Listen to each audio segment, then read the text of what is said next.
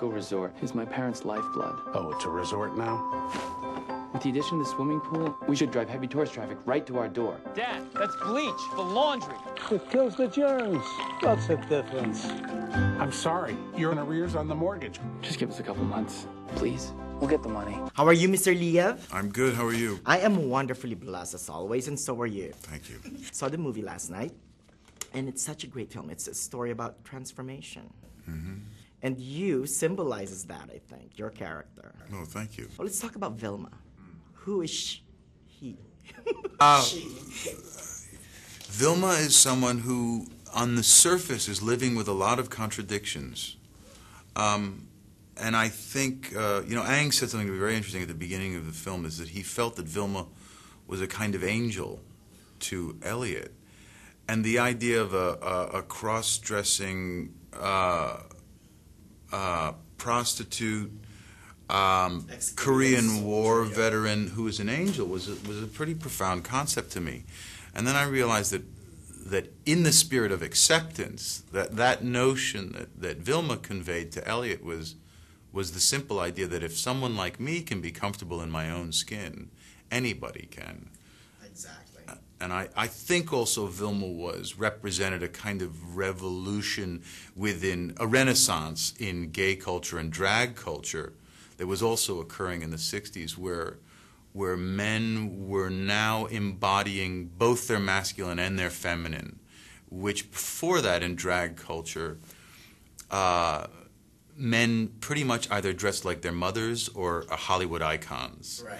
But after the 60s, with groups like the Cockettes and a lot of stuff that was happening in the Haight in San Francisco, suddenly you were seeing men with beards in drag, and that guys were, performing can-cans without any underwear and sort of embracing their masculinity in this very intense and sort of culturally confrontational way. And Vilma, you're hired.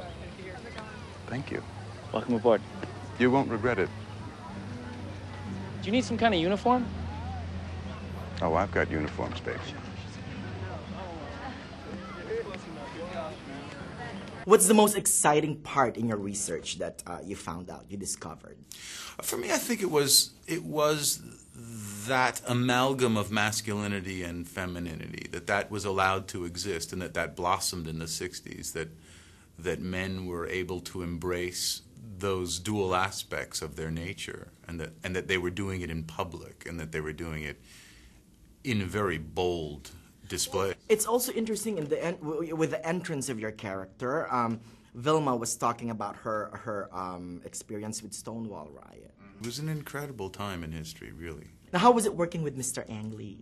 Ang is the reason that I wanted to do this film. I've been a big fan of his films for a long time, and frankly, I would have read the Sunday Times for him if he'd asked me to. But to be able to work with him on a film like this and such a sort of unique character was really a treat. So that's the main crux that he told you, that Vilma will be an angel to Elliot's character? Yeah, and I didn't really understand it at first. It was a very ambiguous direction.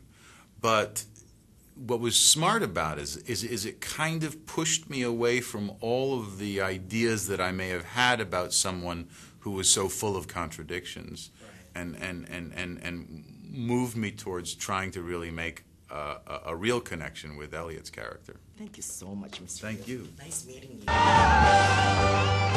It's starting. Go see this thing. See what the center of the universe looks like. It's beautiful. It's fate. Right there at the top of that hill. You gave them the brownies?